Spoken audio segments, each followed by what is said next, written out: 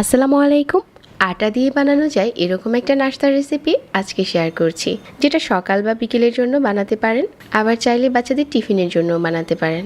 Regular নাস্তাটা একটু ঘুরিয়ে বানালে খেতে দারুণ মজার হয়। আর আজকের যে নাস্তাটা শেয়ার করেছি, রান্নাঘরে যে উপকরণগুলো থাকে এগুলো দিয়েই হয়ে যাবে।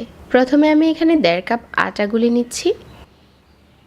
আমি প্যাকেটে সাদা আটা নিয়েছি, তবে আপনারা এই রেসিপিতে ময়দাও নিতে পারেন।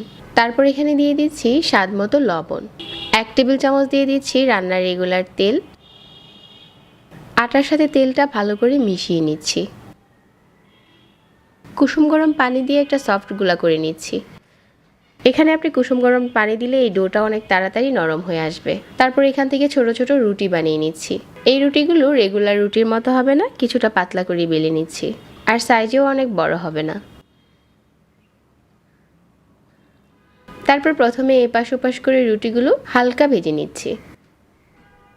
হালকা সেঁকে নেওয়ার পর আমার সবগুলো রুটি এখন রেডি হয়ে গেছে। আর একটা সাইডে রেখে দিয়ে আমি এখানে আলুর পুর বানিয়ে নিচ্ছি। 2 টেবিল চামচ রান্নার তেল আর হাফ চা চামচ দিয়ে দিচ্ছি আস্ত জিরা। 2টার মতো পেঁয়াজ কুচি দিয়ে দিচ্ছি, একটু ছোট করে কুচি করেছি। তেলের সাথে পেঁয়াজটা ভেজে কিছুটা নরম করে নিয়েছি।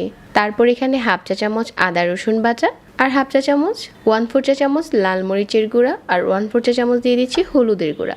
স্বাদ মতো লবণ দিয়ে দিচ্ছি। সব কিছু একসাথে নেড়েচেড়ে মিশিয়ে নিচ্ছি। এখন দিয়ে দিচ্ছি আগে থেকে সিদ্ধ করা 2টা আলু। আলুটা একটু সিদ্ধ করার পর গরম থাকা অবস্থায় ম্যাশ করে নিয়েছিলাম। আর এখানে নিয়েছি কাঁচামরিচ। সব কিছু নেড়েচেড়ে একসাথে মিশিয়ে নিচ্ছি।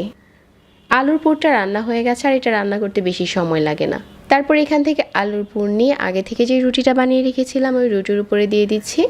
একটা সাইড করে দিয়ে উপরে কিছু গ্রেট করে নেওয়া চিজ দিয়ে দিচ্ছি, আর ডিম দিয়ে দিচ্ছি। সিদ্ধ করা ডিমটাও আমি গ্রেট করে দিয়ে দিচ্ছি। তবে কেউ যদি চান ডিম আর চিজটা বাদ দিয়ে শুধুমাত্র আলুর পুর দিয়েও এই নাস্তাটা বানাতে পারবেন, ওইটা খেতেও দারুণ মজার হয়। যদি হাতের কাছে থাকে তাহলে দিতে পারেন, না হলে স্কিপ করা যাবে। সবগুলো যখন একইভাবে বানানো হয়ে গেছে, তারপর চুলায় তাওয়াতে মিডিয়াম আঁচে তেল গরম করে নিচ্ছি। আর এখানে 3টার মতো করে দিয়ে এপাশ ওপাশ করে ভেজে নিচ্ছি। উপরে যখন দারুণ একটা কালার আসবে ওই পর্যায়ে উঠিয়ে গরম গরম পরিবেশন করার পালা। ঝটপট একটা সহজ নাস্তা রেসিপি আজকে শেয়ার করেছি। যাদের কাছে এরকম সহজ রেসিপি ভালো লাগে চ্যানেল সাবস্ক্রাইব করবেন আর আমাদের পেজ ফলো করবেন। সবাইকে ধন্যবাদ জানিয়ে আজকে এখানেই বিদায় নিচ্ছি। আল্লাহ হাফেজ।